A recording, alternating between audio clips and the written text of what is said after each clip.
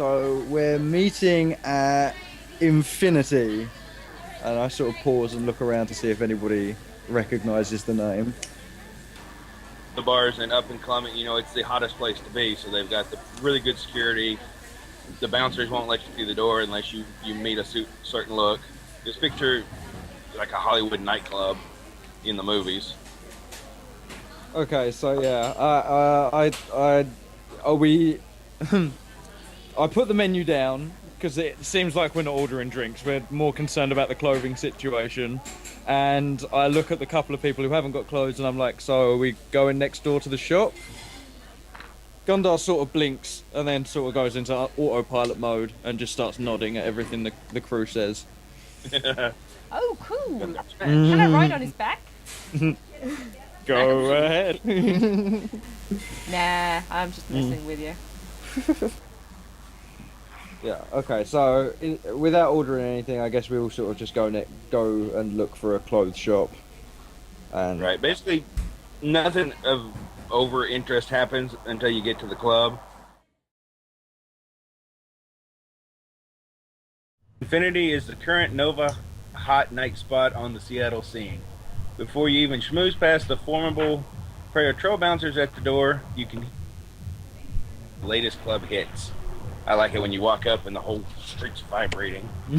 Once you're inside the baseline, when you go through, both guards look at everybody, and when you go through the door, there's like a blue flash barrier that scans you for guns, weapons. It tags your cyber pieces, and make sure that you guys are going in, not causing trouble. okay. And granted, there's 2 trolls in your party, so not much they can do, but it still saves having cannons in there. Once you're inside, the baseline line thrums through the walls and floor like a giant subsonic heartbeat, making it difficult to even breathe at a time with the music. All around, people dressed in the latest clubwear fashions writhe and gyrate on the dance floor, with holographic images skidding over and above the moving display, adding to the sensory overload. When you subscribe your pan to the club's network, things get even more chaotic. Dozens of messages and signs flash across your vision once you basically go VR in the club. Everything from mundane AROs, like directions to the bathroom and the list of the bar specials, to private messages from clubbers who want to get to know you better. Basically, as soon as you walk in, it's just sensory overload in the VR part for those that have it. Because as soon as you walk in, there's people texting you. There's all the noise of the bar on the VR level. Oh, what? So all this is coming up on our sort of like comm unit, like our text unit and things like that. AR, augmented reality. Okay, yeah, cool. Right. And where that's plugged directly into your brain somehow, all that shit's popped up like neon all over the club. You can adjust, and that's what it says next. You adjust your comlink settings to filter out all that shit. Yeah. I mean, I guess it's got like a little dial on the side. I don't want that. Ad blocker plus, just turn that on. Exactly, basically. Okay, well in that case, Gundar sort of just slinks off to a corner and tries to shield his eyes from the lights and everything, because he doesn't like the sensory overload. Do we see Mr. Johnson? Yeah, you're noticed to meet with the bartender. The bartender takes you back to the guy. Okay, cool. When you arrive at the meet and introduced to Mr. Johnson, you're greeted by another freaking troll of medium height. He's no longer young, but not quite middle-aged. He's in his 30-somethings. Says, apparently he's pretty. He's handsome in a rugged sort of way, wearing a purple and chartreuse suit in the latest style that manages to stay tasteful. He's a pimp. I shake his hand and I say, looking fresh. He says, welcome, as he smiles and says, please sit down. I'm Mr. Johnson, which is, of course, what they're all fucking named. Yeah. He said, I'm glad to see you here. Do you need anything from the club before we get started? I look around at the team. I'm good, thanks. I want to do perception. Takama notices that some of the messages are at slightly different frequencies than others, but they contain some extra information. So she wants to check those out. So you're basically trying to find hidden code in the VR world? Yes. Yep, you got it then. Oh, okay. As you look, you see that there is various, like say Ashley Madison, that big scandal they had over here, where you could do a sub. People sending dirty pictures back and forth to each other and stuff like that has a different, sub frequency to keep it sort of secret. Stenography. Yeah, there's a lot of that kind of stuff. There's a few, just messages, but nothing covert, nothing top secret that you can access. Okay, I will ignore the messages. Well, I mean, you do find some stuff, but nothing secret, nothing helpful. Yes, I You will. get some I will very leave the rest of the data alone. I know Tacoma knows better not to poke at the strange data. while all this is going on, I'm trying to be as polite as possible to Mr. Johnson, while Tacoma's just sort of staring off into space, trying to decipher all these messages. I'm like, we can proceed. Everything's fine. Don't worry about her. Heads up, my Yes, reactor. and while this happens for her, it's pretty quick. You see more giant troll genitalia than you could really handle. You're stunned. Not for Well, long, but fuck. and you're much more uncomfortable being the littlest female dwarf in there's 3 trolls around you. I don't teach you to go snooping in other people's messages. But anyway, your Johnson's like, he says, someone's stolen an object from the people I represent. He says, I don't care what it is, but this is the job.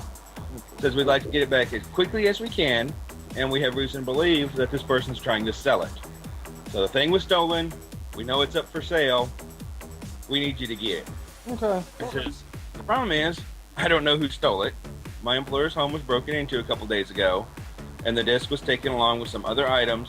Your best bet is to probably keep your eyes and ears to whatever channels you think might be appropriate, because if the thief is going to sell it, someone's going to know that it's available.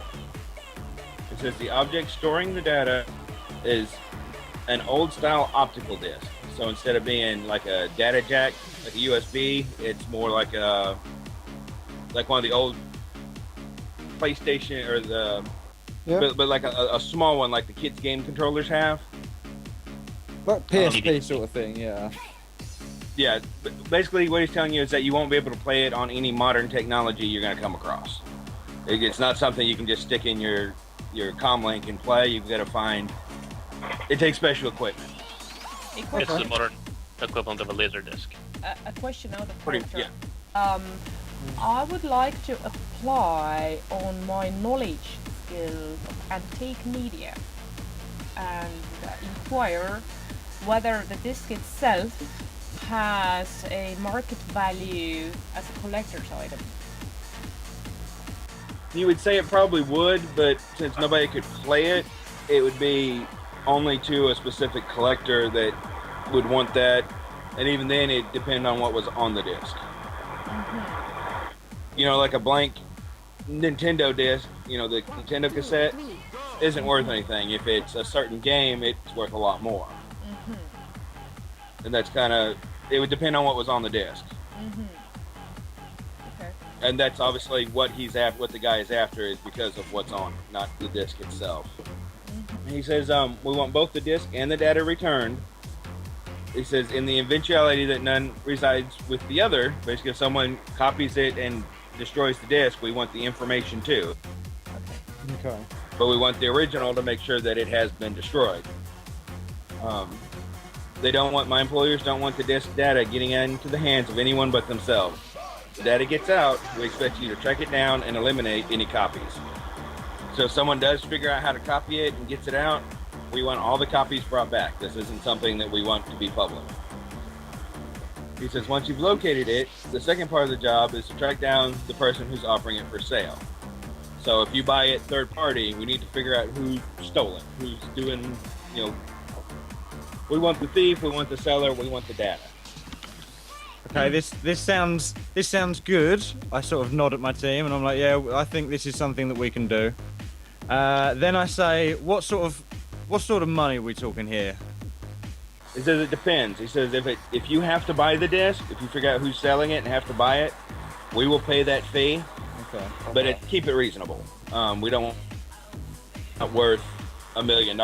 Yeah, no, that's... So, you know, but if you can find the buyer, and we have to buy the disc, you know, unharmed, we'll do that. Just let us know. Says I'm authorized to offer you guys the job. I'm gonna call them dollars instead of the union because I hate union. Okay. He says you get half up front and half when you hand me the disc. So I'll give you $5,000 today and $5,000 when you bring me the disc, and the person selling it, preferably the thief too. I look at his suit and I say, surely, my friend, someone who dresses as finely as you and has got, you know, I think you can do better for that. Think of my overheads, for example. I've got a skilled team here, very skilled, and I think you know we're worth a little bit more than that. Coma tries to hide a card face palm. Well, how about we do $7,500 up front, and then I can do you $1,250 total. 12,500 total. I'll give you another $2,500. I think that's agreeable, and I shake his hand. Alrighty, you have made a deal. All right, go ahead and ask your questions, and I'll see what I can, what information I can give you here. When was it stolen? It was just stolen 2 days ago. Okay, so It we're not too far behind. No, whoever has it, we haven't found it ourselves, obviously, or we wouldn't be coming to you. So whoever has it is hanging on to it, trying to find his market. Where was it stolen from? This dude's house, eh? Yes, at my owner's house, and I'm not able to tell you where he lives. If this is such a sensitive material, how did the thief or thieves gain access to the doodad? Well, if I knew that, we'd have had better security. Someone probably hired a team like yourselves to come steal it out of the house. Is there any security footage or computer access logs or anything like that? No, we don't have anything like that at this time. If we did, we'd know who the thief was. Be able to track it ourselves a lot faster. I'm sorry. No unusual network activity leading up to the theft? No, it was completely unexpected. Who might benefit from having this data? Only my owner, only my shit tattoos. Contract? Only the person I'm working for. Yeah. Employer. It's personal information that he doesn't want spread out. And Has anyone tried to blackmail him in the past? Not yet. It's not a blackmail kind of situation. wait. It says I can't tell you specifically what's on the disc. Music files that are of a significant personal, sentimental importance to my employer. Okay. It's just music files. It's not like blackmail data or dirty movies or anything. It's just some music files that are, you know, I don't know, maybe his grandmother singing him lullabies. I honestly don't know what's on it, just that it does have value for what it is. Whom can it be used? Can this data be used against anybody in any way that you can think of? No, it has no blackmail potential at all. No, I mean by used against. It's a bunch of old music that my owner wants to get back. It's just a bunch of old music, but I don't know exactly who or what. And if you don't get it back, what will happen to you? What will happen to the Johnson? Well, I'm not directly involved in any way. If you guys don't hire someone else to go get it for me. I just thought you guys heard you had a good reputation and wanted to give you a shot. I mean, you don't have to take the job. Oh, we do. We just want to know what we're getting into. Murder and mayhem. This Shadowrunners. This sounds way too innocent to be hiring a team of our reputation. Well, that's kind of, we want it back preferably tonight or tomorrow. I don't want to spend 3 weeks waiting on someone else to get their shit together. That's why we're also willing to pay you $7,500 up front. We want it back So Eclipse is so desperately trying to get her cred stick out of her pocket to slide across the table like, no, we're done with the questions, everything's fine, let's go. And Tacoma's still stood there asking questions like, Eclipse is like, oh my god, no, let's just do this, come on. keep trying to kick her under the table, but her legs are too damn short. Yeah. Okay, everyone Can I copy paste? except everyone except for Tacoma realizes that the guy is giving you the exact what he knows. He has no idea what's on the disc. Everyone except her knows this. So the questions may continue. Everyone else at the table is like, shut the fuck up, please. You've got this job. We're about to lose this job, and I've finally got the cred stick out of my pocket, and I discreetly slide it behind his drink, and sort of just scratch my nose and that, you know. Tacoma basically she failed the skill check right now, and she keeps asking horribly. unnecessary questions. Yes. She's really intrigued. Tacoma's really intrigued now, and she's gonna. Yes, really, and she's into it. She thinks she's on to something here. She's hiding top secret information. She's going to ask, is this personally sensitive information? He says, I honestly don't know. It very well could be, but not knowing what's on the music files, there's no telling. It could be my employer singing inappropriate racial slurring songs. I honestly don't know. I don't know what its value is other than my employer says I can pay you up to this amount of money to go get it back. Can I just say Tacoma asks 3 more inappropriately specific questions because my own brain is kind of throwing hissy here, so I can't make up any more smart-ass questions. Let's just say she asked three more inappropriately specific and unnecessary questions. I'll give you some cues here. He says the music files are of significant personal sentimental importance. Says he's not sure what the format is. It was in a drawer with a bunch of other kinds of discs and chips. All I was told, it's some kind of old-style optical disc. He says, you're not allowed to go search the house. That's my owner's private property. I'm sorry, he's not going to let you in his house. Yeah, no, that's true. He says nothing else was stolen of any importance, just more files out of that drawer. Nothing that'll help you track down the thief at all. If it was something simple like that, we'd have. He says that it's unlikely that whatever this is going to get spread far and wide by anyone. Its value is purely in its rareness and obscurity. You know, if you got hit by a bus tomorrow, how many people would want a CD of you singing tonight? I'm not saying you can get hit by a bus.